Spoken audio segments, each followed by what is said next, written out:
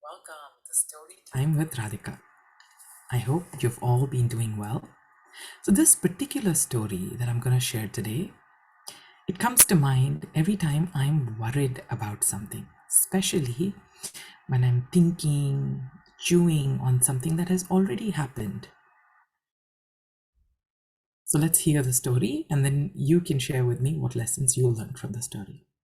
So, there was once this monk, a teacher monk, and his student, the disciple monk. Now, they were Buddhist monks and very strict kind of Buddhist monks. They had a lot of rules and regulations, do's and don'ts. One of those rules that they strictly followed was not to have contact with women, any kind. So no talking to women, no seeing them, no nothing. So now the teacher and the student were on their way and they had some discourses planned in the neighboring village and they were going. And as they were going, they had to cross a river. And I think it was high tide time or something like that.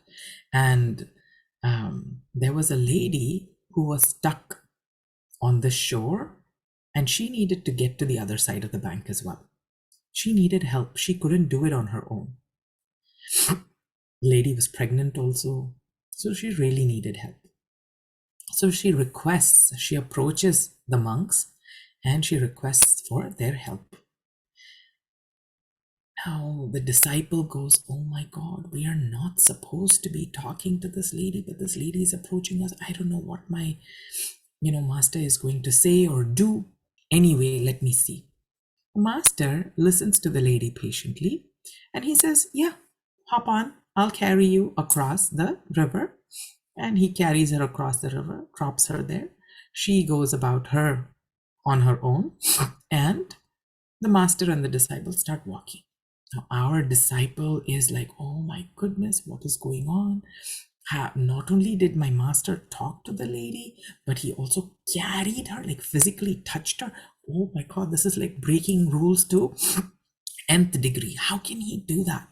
So he kept thinking and thinking and thinking. Finally, he couldn't hold it anymore. So he asks the master, "Master, how come? How come you carried the lady? It's against the rules for us."